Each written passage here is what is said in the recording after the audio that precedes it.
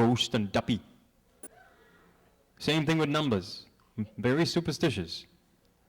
And they talk about on the radio. And this number going to bring me a lot of money. Well, what's your birthday? Someone asked me one day, what's your birthday? I say, why you want to know? You want to go to the number shop. I say, give me $1 million and I'll tell you it. I'm just kidding.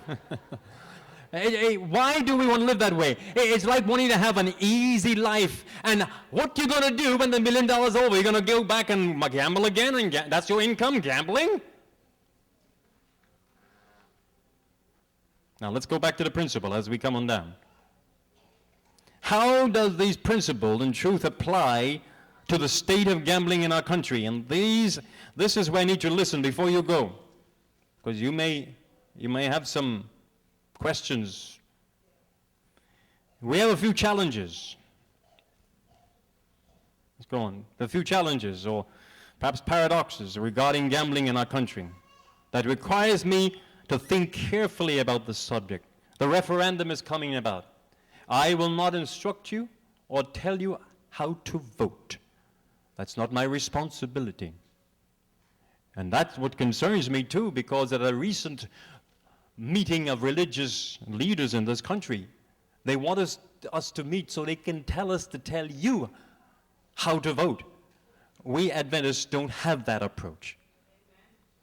I'm giving you principles. No, we do not support gambling of any kind. But I will not tell you how to vote. And I can give you something interesting. I need you to follow me. Some of you know because I mentioned it before in a brief way. First, gambling is legal in our country, but only for a select few. Visitors to our shores. Perhaps the only country in the world that does that. To my knowledge, the only form of gambling that is legal is casino gambling. No other form of gambling. This has created a blatantly hypocritical, corrupt country. It's embedded now into our culture. Boys on the street, girls in the corner. Everyone's gambling. And we get a way of doing something illegal. Meaning we're not doing it in the casino. I asked several lawyers this week, is gambling truly illegal in this country? That is, outside the Bahamian residents of the Bahamas. And the lawyers said yes. So how come we have so much web shops? Oh, they get a license for another kind of business.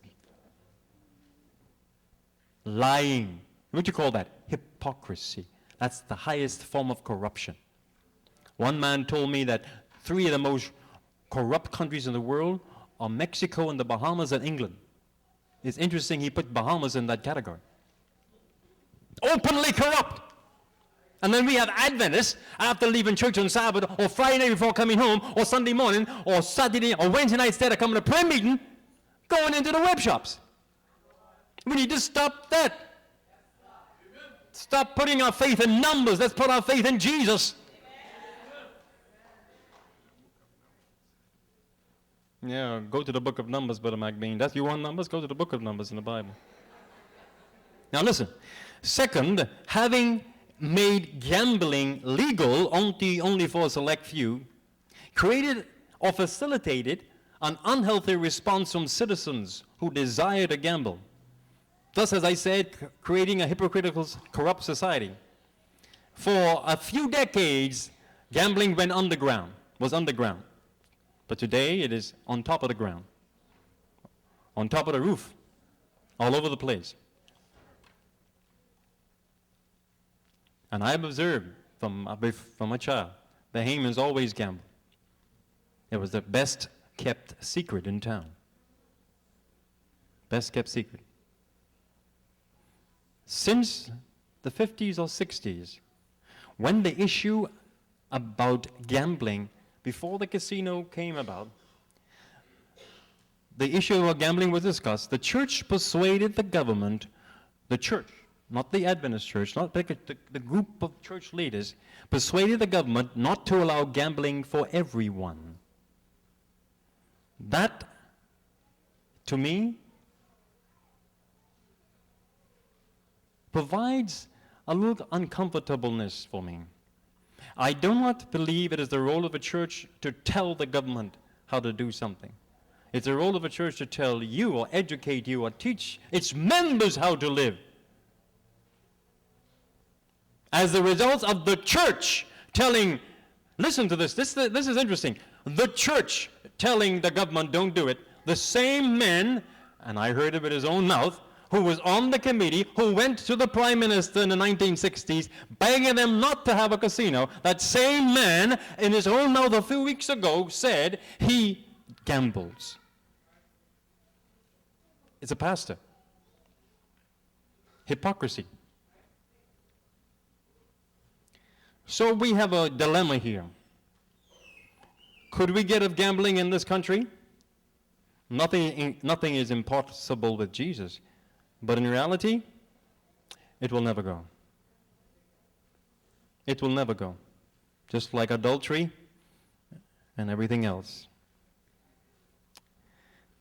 What is most important here is that we believe as Adventist Christians that the government should not be Christian but secular.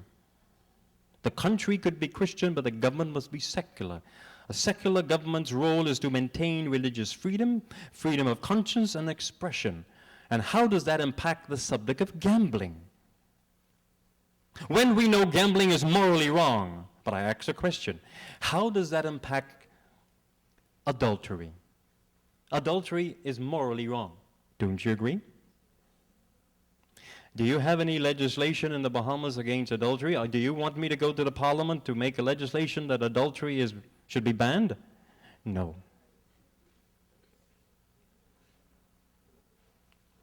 I did a research. I did a research to find out, was there ever a time in the Adventist church that we had to make a decision? And we had to make a decision about this legislation that really was about something that we thought was morally wrong. And I did surprisingly came across something. It was in 1998. Pastor Robert Falkenberg was the president of the General Conference. June 3, 1998. The United States Congress, or government, was presenting a legislation called the National Tobacco Policy and Youth Smoking Reduction Act. The Adventist Church made a long statement in response to that act. The statement, 75% of the statement was clearly stating the Adventist Church is against cigarette smoking, is harmful to the body, and all that kind of stuff. Rightfully so. But listen to what Pastor Falkenberg said, voted by the General Conference in 1998. Let me read it to you.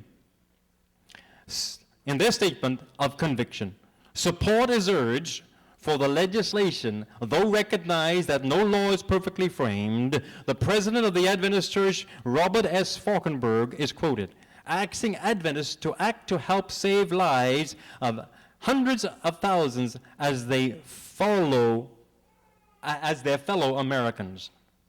Listen, even with these inadequacies and the possibility that further amendments may alter some aspect of the bill, the National Tobacco Policy and Youth Smoking Reduction Act deserves the support of the Adventists for its groundbreaking effort to combat underage smoking. It was a law banning smoking for underage. The point is, it's maybe not relevant, you might say, because the law existed. But the point is, we do not support smoking. Are you with me? But the law was already existing. There is not a law, you would never get smoking stopped. You ban smoking, then it goes on the ground and you create a corrupt society and you lose regulation. So Falkenberg, the General Conference, advised the Adventist Church to support the legislation that reduced the teenagers from buying cigarettes. Now, I would say, listen to me very carefully now, even the same with gambling today in the Bahamas. I view gambling as already a legal part of our community in one aspect. And I would vote to support gambling same way we supported the tobacco in the United States in 1998. As a point of regulation only. not as a support for gambling. You see, sometimes we have to look at things differently. We are Seventh-day Adventists.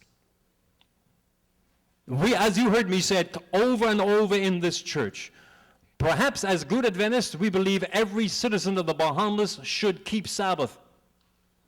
Everyone.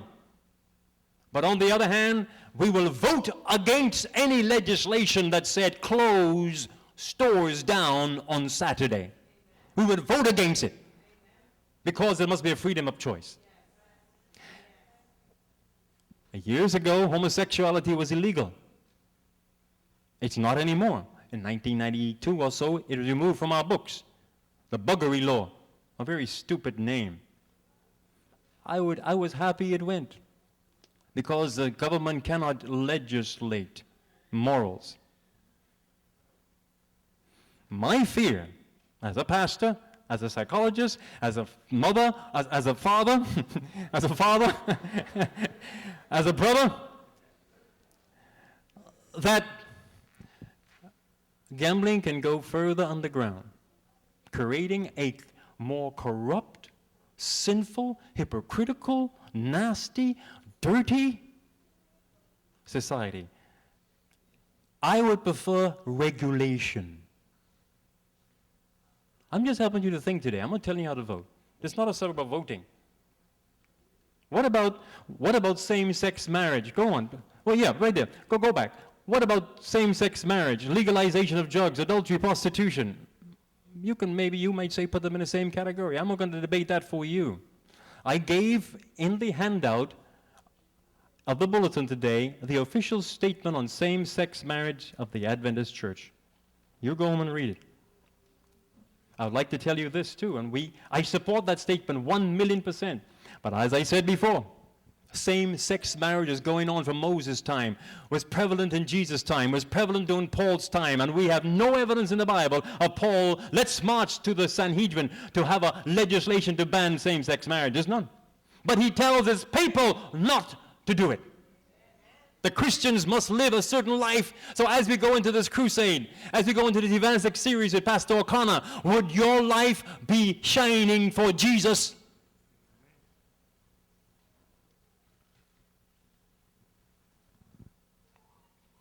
This is a terrible world we live in. And you know, sometimes, give me 2 minutes as we end, we as Seventh-day Adventists are not even aware of the seriousness of religious liberty. It's a very serious subject. Many leaders, religious leaders in this country, do not understand the depth of religious liberty. The Adventist Church around the world is one of the few, maybe along with the Catholic Church, they're very good on this too, have a clear understanding of religious liberty to the point that we will defend the Muslims and the Rastafarians and the Jehovah's Witnesses and the Baha'is to have their right to worship whenever they want to. I told you before, who you think helped Russia when the wall fell in Russia and democracy came in? Pastor Mark Finley was one of the key ones who sat with the Kremlin, representing the Adventist Church. So, to help them allow the Jehovah's Witnesses along with us and the Baha'i, everyone, to have the freedom. That's the religious liberty of our church.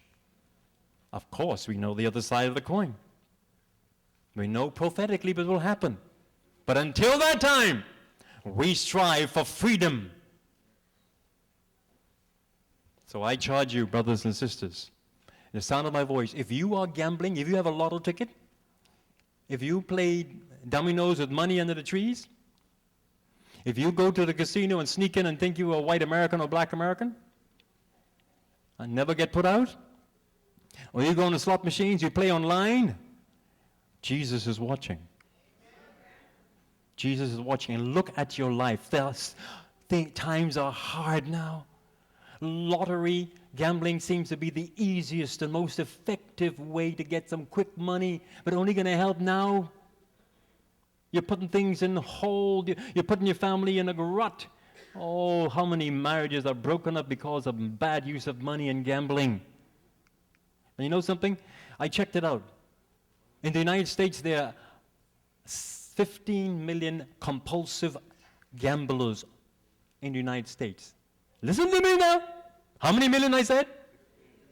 Let me ask you a question. In 48 states, is gambling legal in those states? Yes. So let me ask you the question now. We're saying that gambling is so bad, which it is. I want to ask you a very serious question. How many adulterers do you think live in the United States? 100 million, 200 million. How many adulterers in the Bahamas? On the radio just yesterday, the man called into Darrell Miller's show and said, listen, there's something more, there's some worse things than gambling. And I wish I was on the phone myself, because I know I sit on the Child Protection Council. While we're so gung-ho on gambling, which we should in one sense, we need to teach you about keeping away from it. But what are we saying about little boys and girls who are raped every day in this country? The thousands of women who are raped, and the man